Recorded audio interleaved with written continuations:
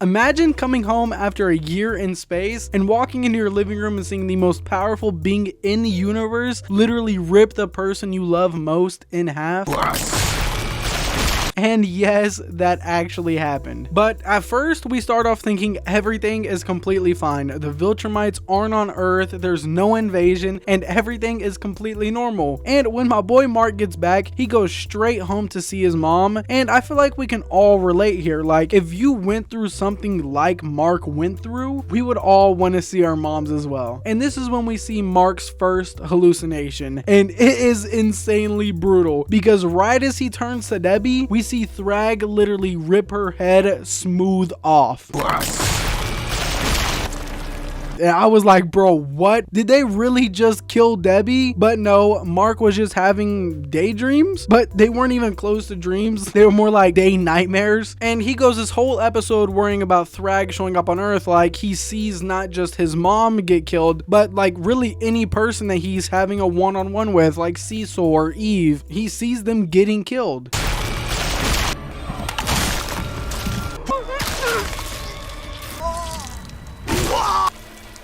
Until eventually we find out Thrag isn't coming to Earth at all. He's actually already here, and he's been here the entire time. Which, well, you know what? It actually makes complete sense, because Mark literally only checked Chicago and saw nothing was destroyed and just assumed they weren't here. But when Thrag reveals himself and Mark sees him, he isn't messing around and is very serious in this moment, because he brings Mark some terms.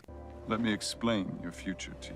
And Mark, he doesn't really have a choice here, because this conversation isn't a negotiation. It's a hostage situation with an entire planet on the line. And it's either let the viltrumites stay and live among humans, or Thrag destroys the entire planet. And Mark does not want to agree at all, and actually says no to him at first, until he realizes if he denies, Thrag will destroy Earth. And this would essentially end up killing the entire human race and the viltrumites at the same time, because with no humans, there's no one for the viltrumites to breed with, and humans already don't stand a chance in stopping Thrag even with the coalition. Who knows if he would actually went through with it, but we're not going to take that chance. But while Mark was dealing with a literal monster, this dude Nolan runs into Debbie again. I'm sorry, Debbie, I was just leaving. Good. But Debbie's already made her choice, and my boy Nolan is really fighting to try and get Debbie back, which she made very clear to Nolan that she's only going with him into space to see and care for Oliver. And she also tosses in some jabs to further prove that she still can't stand him. And her choice is cold, it's final, and it shows that even the most powerful man in the world can't punch his way out of a bad past or some mistakes. Well, I say that like it was just an argument or eating his wife's food, but he killed a few thousand people, so I stand with Debbie here, I'm not gonna lie. But that's not even the most personal hit Mark takes, because right when everything finally slows down, he goes to have a sit down with Eve, and she reveals she had an abortion while he was away. I had an abortion.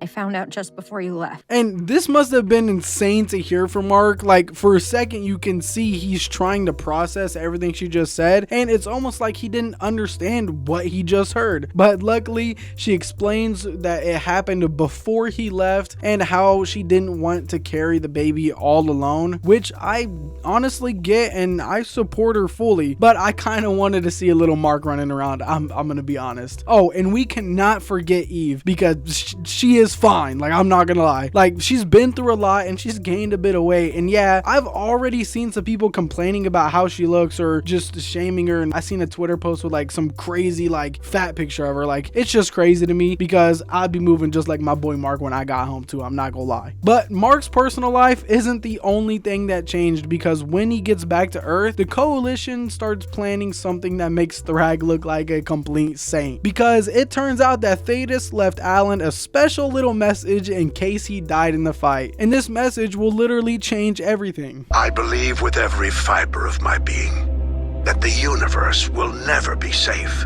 until all viltrumite life is ended.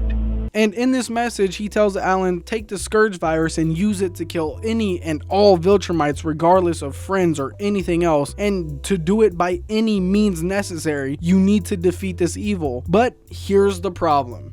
Humans and viltrumites share almost the exact DNA, so this might not just kill viltrumite, it might actually affect humans the same way, and this will be a huge issue for Mark and the others, leading to Mark and Alan being on the opposite ends and kind of putting Thrag and Mark on the same side. So now we're gonna get Mark trying to protect the Earth and Alan being told to destroy it to save the universe, which is just gonna be absolutely insane. So let me know down below, do you think they're going to end up on opposite sides of the next battle or war? And also, if you enjoyed this video, stick around because we talk about stuff like this all the time, and as always, stay curious and keep the conversation going.